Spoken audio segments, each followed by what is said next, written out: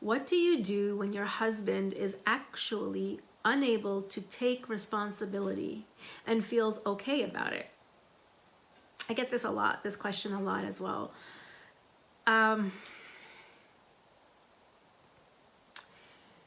Okay, so when a husband is not able to take responsibility, what do you do? And working with women, I've seen this pattern in women over and over and over and over again. When a man is not showing up in the way he's meant to be responsible, the woman goes above and beyond. These are things that my clients have told me. She destroys herself, bends over backwards, does everything in her capability, you know, jumps through hoops. She turns herself into a pretzel to make this person happy, to please him. And she takes over, she takes charge. She almost kind of like becomes the man in the household because the man is not taking responsibility and showing up. She copes, she adapts to her environment.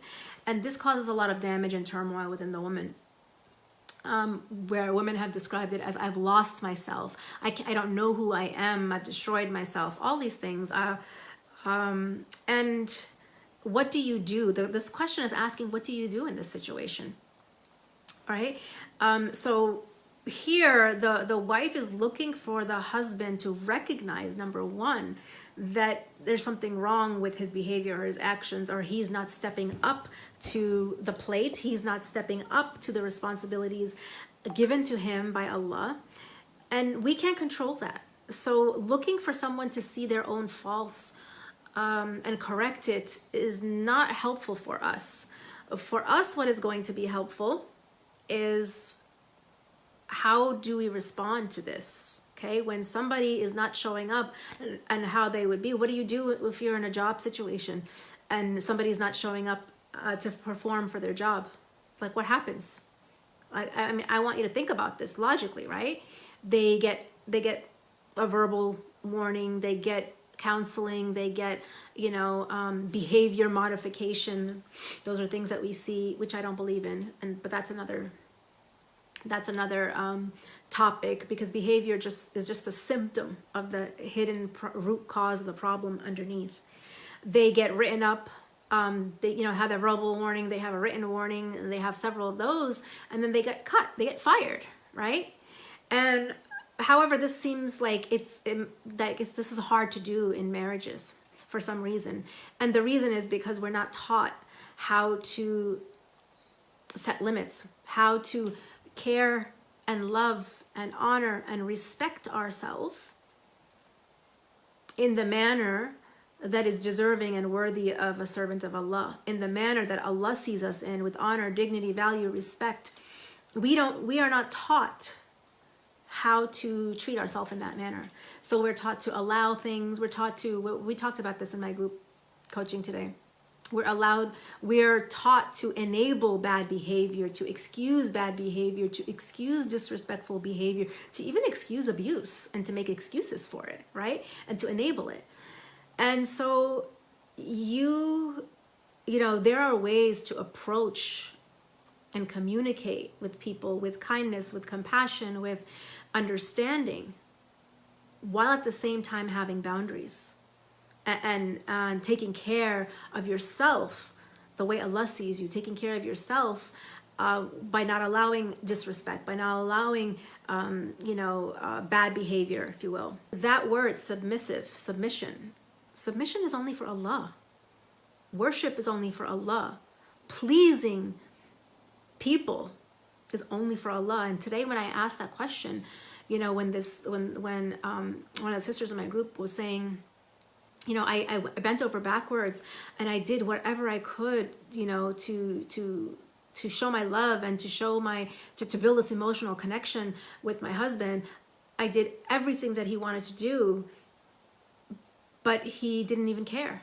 He dismissed me, and he didn't care, or he acted like he didn't care about me. And what did I get for it? And then I asked her, well, where was Allah in this picture? And she said he wasn't. So this is why our actions are judged by intentions. Allah tells us that, right? So the intention has to be there for the pleasure of Allah. That's that's when whatever we do, if it's for the pleasure of Allah, it's different than for the pleasure of people. Even when it's our husband, we please our husband and do things to please him for the pleasure of Allah. So we look for the reward from Allah. We look for the fulfillment from Allah. We don't look to his creation for that. We look to Allah for that. So the submission is only to Allah. And submission and being submissive does not mean that we degrade ourselves, that we lower ourselves and our worth and our value according to what we're being told or how we're being treated, right? Okay, so the question goes on to say, if the man feels okay, what do you do? What do you do as a woman? Well, where are the boundaries in here? And where are the limits being set in here? So knowing your value, your worth, where it comes from, and attaching to that. When you know your value and your worth, you don't allow, you put limits, hard limits, like this is not okay, this is not acceptable. And you don't just say it, right? Because we have this issue in our Muslim cultures as well, is that, you know, all it takes is just apologize and say, sorry, I won't do that anymore. And then you have this same repeat of patterns over and over and over again. So nothing ever changes. This is just talk, right? Because when there's been a break in trust, or there's been a break or a hurt, there's an apology. But in order for the apology to be sincere, what do they say? The best form of an apology is changed behavior, right?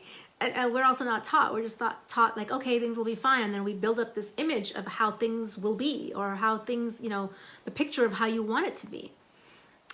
But that's not the reality that you're facing. So in this situation, this requires the woman to ask, what is it that she wants? Why? Is she getting what she wants?